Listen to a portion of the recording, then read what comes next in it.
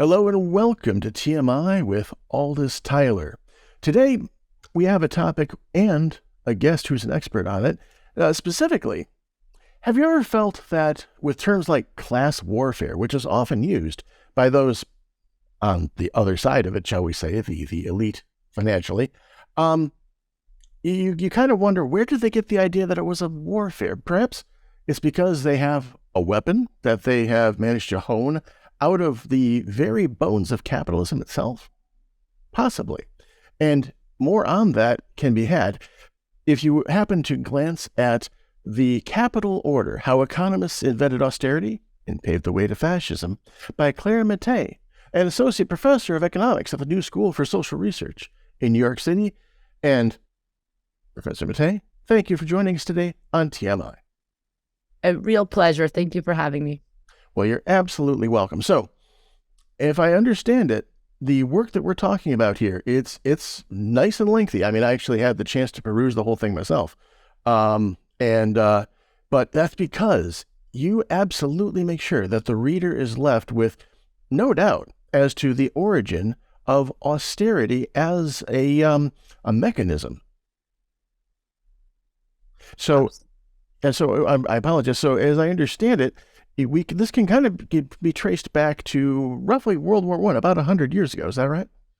Yes. The thesis of the Capital Order is that austerity has a much longer lifespan than one usually thinks. We associate austerity with the neoliberal epoch of the end of the 1970s, but as I show, austerity is actually quite crucial for the functioning of capitalism, and thus can actually be detected very sharply as a mechanism to stabilize class relations and prevent alternative societies from emerging right after the First World War, a moment in history in which really there was an enormous amount of demands and experiments for a post-capitalist society that were silenced and were fundamentally defeated by a very intelligent mechanism, the mechanism of austerity, which fundamentally helps disempower people. So what we're talking about then is that World War I and the hardships that came about because of it had inspired a lot of unrest with the capitalist system that had been in place amongst the people. And in order to preserve the status quo, which is a nice sanitized way of saying keep the power and money where it was, those with the money and the power devised a way out of what was already part of capitalism to kind of, they basically distilled part of it down in order to help maintain that then, right? Yes, the idea is that the First World War was a really big shock for the capitalist economy because for the first time the state intervened massively to employ people and to produce in order to win the war. And this really had the effect of repoliticizing the very foundations of our capitalist society. So private property of the means of production and wage relations were all of a sudden understood not as natural givens, but as institutions that could be contested and potentially overcome by some form of collective ownership, and especially with the idea that workers could take charge of their own production process rather than have to fundamentally be exploited by employers. So it's the Red Biennium of 1918, 1920 is those are years in which there was really a different vision for our society. And this is what I reconstruct in the whole first part of the Capital Order, are the different experiments from the council movement to the guild socialists that were practically trying to put forward the idea of self-governance of labor. It is here that then the ruling establishment gets very, very frightened and realizes that it has to act swiftly. And this is when austerity is devised in a very precise way so as to really foreclose all of these alternatives to capitalism. Now, this is another thesis of the book, is that austerity cannot be dismissed as a policy mistake. Austerity may not work in its purported goals of balancing the budget and achieving economic growth, but really it operates at a more subtle level to stabilize something that is even more foundational to economic growth, which is exactly the idea of class stability, meaning that in that moment, all of those workers, all of those people who were expecting to have a different role in society had to give it up and to accept their status as low-paid wage workers. And this is something that I think we constantly see throughout the 20th and 21st century. So in other words, as opposed to the workers getting the idea that maybe they should be considered the source of the value in the proposition between the worker and the owner of the production, instead of letting that take hold, the austerity itself allowed the owners, the owner class, to basically tamp down on that, because the workers were going to have to basically, they're being forced to sell their services at a lower value proposition in order just to survive, right? Yes, so this is what's really interesting. So in a moment in which ideas were circulating, for example, within the council movements in Europe, and they were very strong, right? In Italy, actually, for example, in 1920, for an entire month, all over the Italian peninsula, workers had occupied and were running industrial production themselves, while peasants were occupying land and running agricultural production. So this was happening not just in revolutionary Eastern Europe, but actually at the hub of Central Western Europe. And the ideas which were circulating were ideas that dated to the classical school of political economy, which was ultimately the labor theory of value, the idea that actually the value, the wealth that is produced comes from labor, and especially from unpaid labor. This whole conceptual framework was a framework that was quite empowering for the people. And it is for this reason that actually austerity was powerful, because it proposed a different theory to explain the world. So the type of theory that justifies austerity policies, and we will get into the policies in a second, is a theory that ultimately serves to give a completely different reading of how the economy is run. So it's no longer the workers, and it's no longer conflict between classes. It becomes all about individuals, and especially virtuous individuals. The savers, investors become those who are running the economy, and it's thanks to them that the economy is prosperous. So this is really, really an important conceptual shift. And I actually have a quote that I would like to read you. Oh, yes. From Einaudi, that I think is very powerful. Einaudi was one of the economists that I talk about in the Capital Order, which is here, by the way. Oh, there you go. 1920, Einaudi was writing on the national newspapers, and he says, "Why should a capitalist profit only because the machine is his? Why shall he live without doing anything? Is it not obvious that his profit comes from the exploitation of someone else's labor?" he asked sarcastically. This is the celebrated and vulgar sophism of Marx's Capital. But it is enough to ask, how much would we produce if the savers did not produce capital? The answer, nothing. Without capital, labor produces zero. So here we really see the shift from the idea that it's actually labor that's the source of value to the idea that labor is really only dependent on the individuals who save, and thus are actually the ones who should be thanked for the benefit of society. And this so makes very much sense if we consider then what austerity policies are all about. Austerity policies are all about shifting resources away from the many, the working people, who are now considered lazy parasites, towards the few investing, saving individuals who should be incentivized, because they are actually the ones who support the economy of the whole. And once more, we have left the idea that capitalism produces winners and losers, and instead entered a framework in which capitalism is all about everyone winning in the same way, right? The false imagination of a system that is actually lifting all boats as the ones at the top profit. So this framework is the framework of neoclassical economics, which was actually born at the beginning of the 20th century when the capital order begins and tell you the story of austerity. And it's this neoclassical framework that we still study today when we take all our economics classes at school, and really still traps our mind in thinking that if we have very little and we are forced to sell our capacity to work for a low wage, this is ultimately what we deserve because we probably didn't do good enough to be at the top. So it is this type of framework that then gives credence to a type of policy that ultimately really disempowers us not only conceptually but also materially. And this is what austerity does. And this is why, for me, austerity is not just about budget cuts and tax increases in general. It's about, A, where the state decides to spend. So the state decides to spend away from social services that go to the majority of us.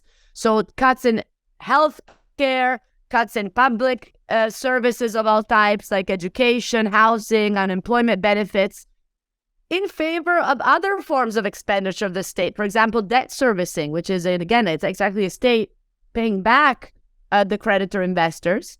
And also, for example, expenditures on war are actually expenditures that are completely compatible with the austerity logic because, again, it's really serving the benefit of the corporations and the 1%. So in this sense, we see how fiscal austerity is about cuts in social expenditures and also regressive taxation. So the fact that actually we are kind of used to it in the United States at this point because it's been years that we've been seeing massive cuts in the highest income brackets. I always like to point out that they were actually 91% during the presidency of Eisenhower in the 1950s, and now 7% in 2021. And at the same time, cuts in corporate taxes, which were 50% in the 70s and now are down to 21% as of 2017 with the Trump reforms, cuts in all forms of ultimately of capital gains and so forth. So that right now in the United States, actually, there's plenty of research that shows that the richest 400 families in the United States pay a lower overall tax rate than any other income group. No. So this goes, of course, with the increasing consumption taxes, which are the taxes that we all pay. So this is fiscal austerity. Then we have monetary austerity, which is clearly something that we've been seeing very strongly right now. For the past year, the Fed has been increasing interest rates. We all know this. And which this means that not only for those families that rely on forms of debt to get to the end of the month, it becomes more difficult to make a living because of higher interest. But it quintessentially means that higher interest rates are slowing down the economy, which means that there are less job openings. And we are seeing this in the recent labor statistics, actually, that just came out. And also there's layoffs.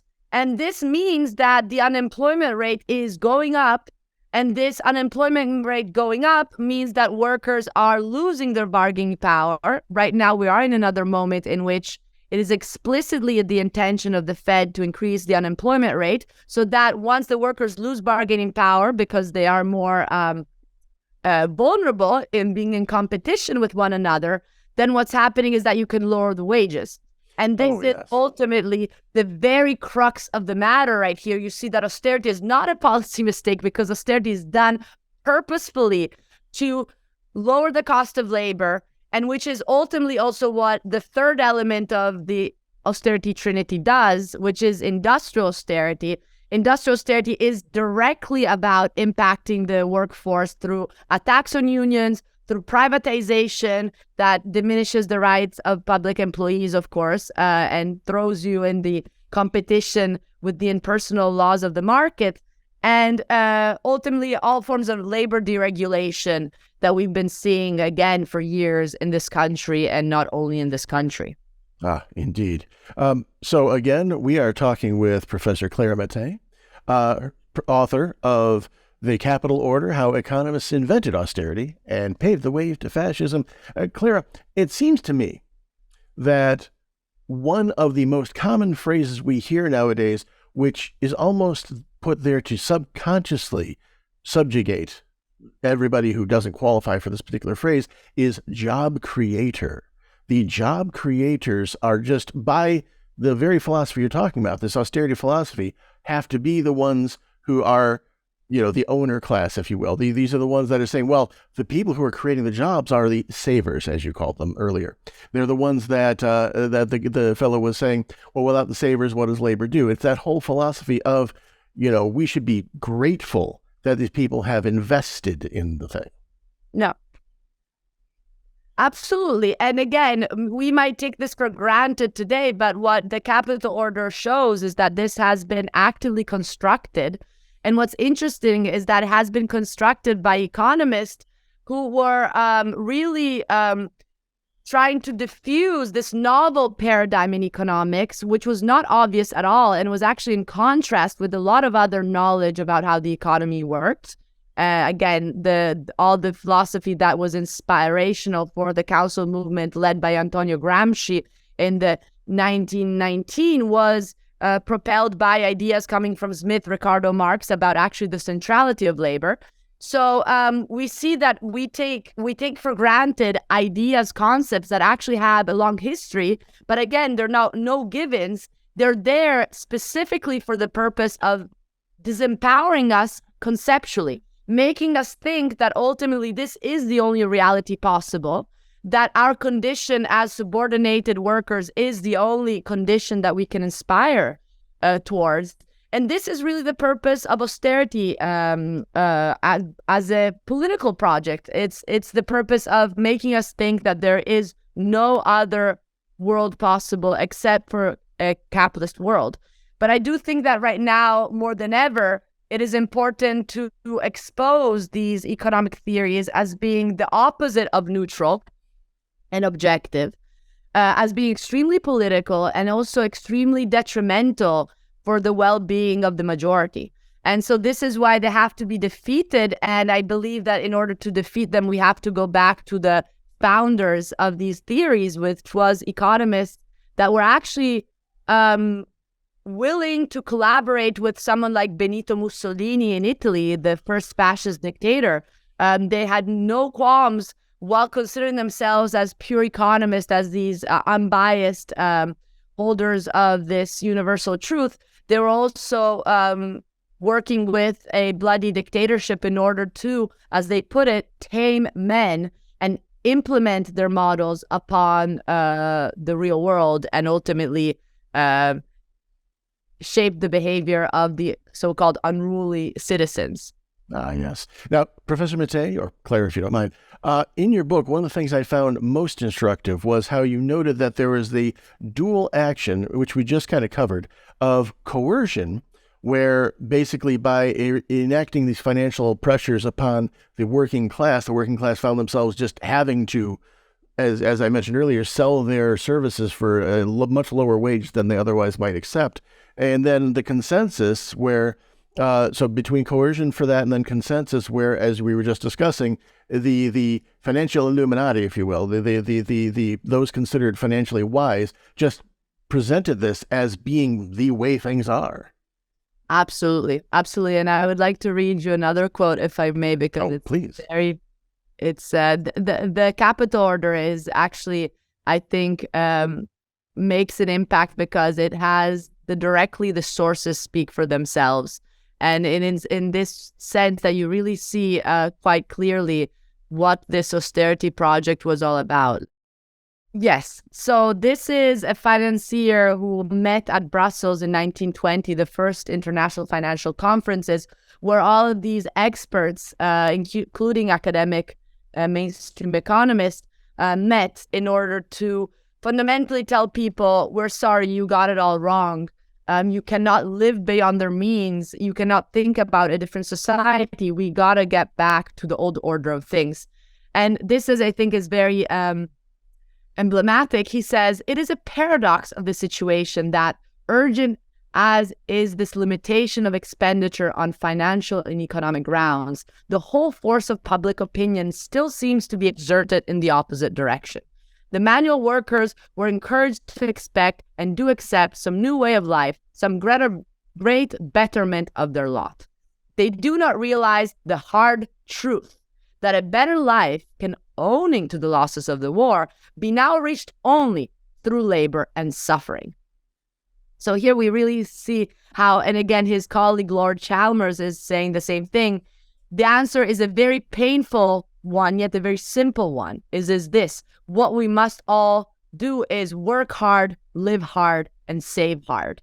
So you see how they are basically enforcing a sacrifice on the majority with the idea, though, that this is a universal necessity, an objective recipe. And this recipe, though, is quite classist because it presupposes the motto of austerity, which is consume less, produce more, which is exactly to enforce the class-appropriate behavior upon the workers who should stop striking, stop demanding for higher wages, stop thinking about being able to actually collaborate in a democratic understanding of production distribution through this call for economic democracy, and instead just accept their subordinated role as employees and thus having no say on their activity while they work, nor, of course, on their output.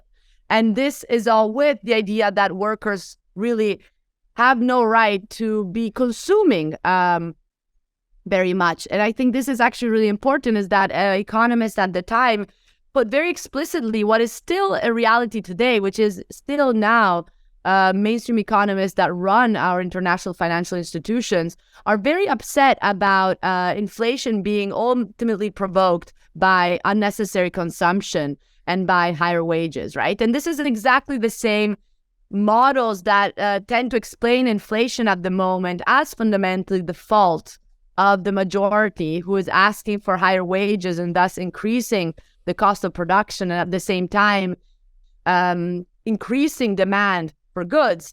The same type of rhetoric was very vivid in those years and almost more so. So this is Einaudi again, and he really says, it is well known that the wages of workers in the industrial and commercial areas of Italy have increased noticeably.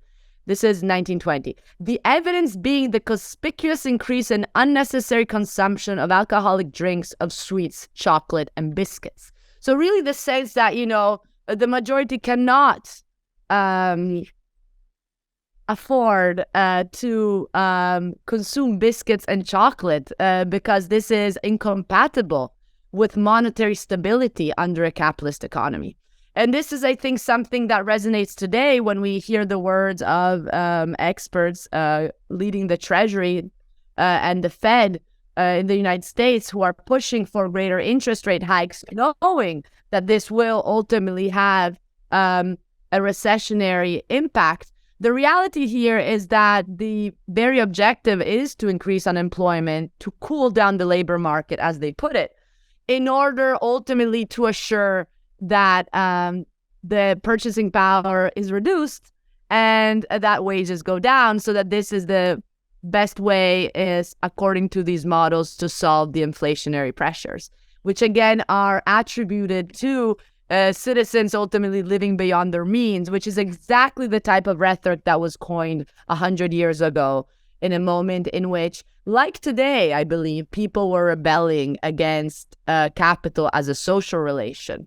And this is really interesting because I think we need to consider the fact that while, of course, in 1919, organized labor was very strong, right now we are seeing new waves of strikes, new waves of unionization. We're seeing people spontaneously rebelling against their conditions and just giving up their jobs, right?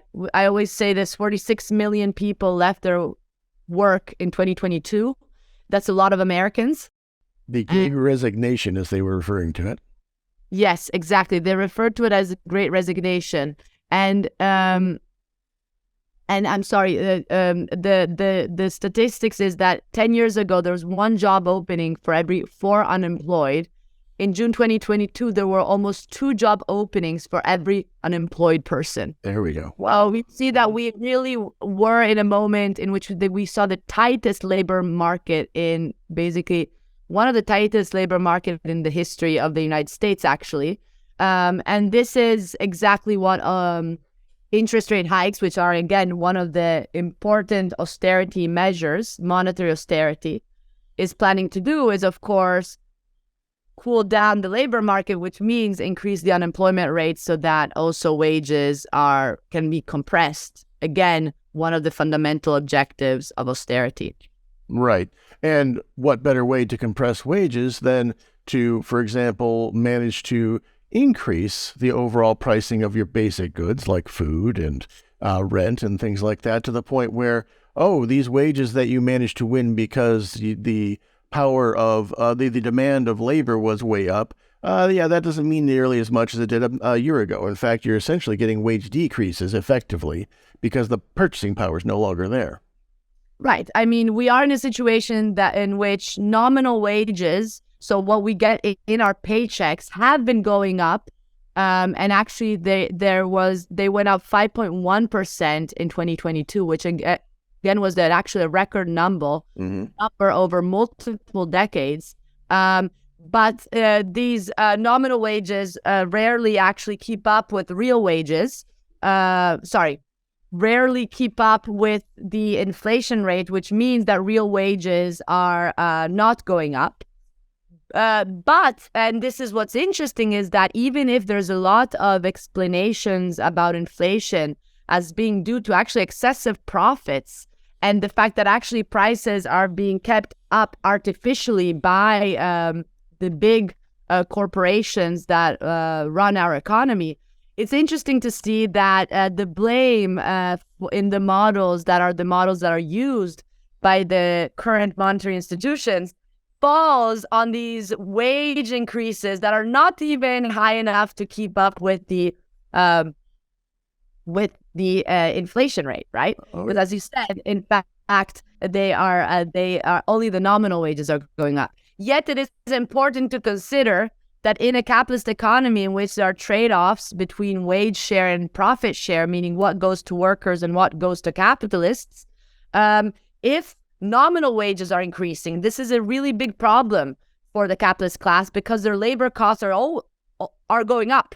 So even if these wages are not keeping up with inflation, in terms of what the cost on the capitalist class is big because their labor costs are going up, and this is why ultimately they're dumping it on the people by increasing the prices of the goods. But in all this, of course, the models tell you that the problem is not the political decision of the capitalist class to increase prices. It's actually, the problem lies in the fact that the unemployment rate is too low. And this is absolutely emblematic for me about how we have to stop idealizing our capitalist economy as an economy that works for the good of all. What austerity does is just enhance what are deeply tendencies of the system as such, which is a system that ultimately is not meant to provide for the needs of the people. It's meant to provide incentive for profit-driven investment to happen. So this is really important, is that actually here we are exposing the fact that it's a system that is deeply problematic and will never work for the well-being of everyone, because that's not the DNA, that's not the purpose of a capitalist system. The purpose of a capitalist system is, again, to invest for a profit, not to produce for needs and collective well-being. There you go. So, Professor Clara Mattei, she's written the book called The Capital Order: How Economists Invented Austerity and Paved the Way to Fascism.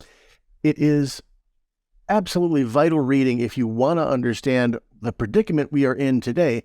I believe, personally, that this is just an absolutely necessary book at this time, because if you get it, and you read it, you can better understand the weapons that the foes of labor and of the people are using. And it's going to better serve us in collectively acting to overturn the mechanizations of capitalism that are currently keeping us down. This is one of the basic guides you're going to find to it. And Professor Mattei, I really appreciate the fact that you took the time to put it all out there. You laid it out comprehensively so well between these covers. Thank you so much. A last word is just to say that this book is meant, as you pointed out, to understand really the logic and the nature of our capitalist economy and the weapons used to protect this economy. And this thus has an empowering message, because the idea is that there's nothing fixed, there's nothing natural about capital as the social relation that grounds our economy. Again, about the fact that we are used to just participating in society as workers and ultimately giving up our say on how economic decisions are being made, because that is left in the hands of these economic institutions that run the economy against the interest of the majority. And the deflationary wave of the Fed right now is a very explicit example. But this is not something that it necessarily lasts forever, nor is unchangeable. Actually, I think what's very interesting is to note that the reason why austerity is so persistent and constantly crops up in the history of the 20th and the 21st century is that there's an alarm within the ruling elite, because they know that they need to constantly protect capital and protect society from changing. And so this is the idea, is that if we understand that this is all a social construction that has techniques to preserve itself, then we can also find ways to think more ambitiously outside of the box and to really think about how to confront what are really huge crises that we are facing right now, not only the inequality crisis, but also the huge ecological crisis, which clearly needs a completely different logic and different priorities in order to be dealt with in a way that will, in fact, provide for a better world for our future generations. Exactly. And checking out this book, I believe, is a great step in helping to arm yourself so you're ready to change that paradigm, so we can try to accomplish all these many goals that we have environmentally, health-wise, all these things that are great currently as the status quo is, are great for the capital class, not so good for everybody else. So again, Professor Clara Mattei, thank you so much. Allow me to spell out real quick for our people listening in audio. That is Clara, C-L-A-R-A. His last name, Mattei, M-A-T-T-E-I. And again, the title is The Capital Order: How Economists Invented Austerity and Paved the Way to Fascism. You can find it on Amazon. You can find it all over the place, but definitely check it out. It's definitely worth your time because, again, status quo. It's a dangerous thing to assume it's what you want to keep, because if you look around and you see all these problems, remember, you're only going to keep getting what you got if you keep doing what you've always done. Arm yourself with knowledge. See if there's a better solution out there. Thank you. Thank you for coming on, and I hope that you have a great day. You've been listening and watching TMI with Aldous Tyler. We'll be right back.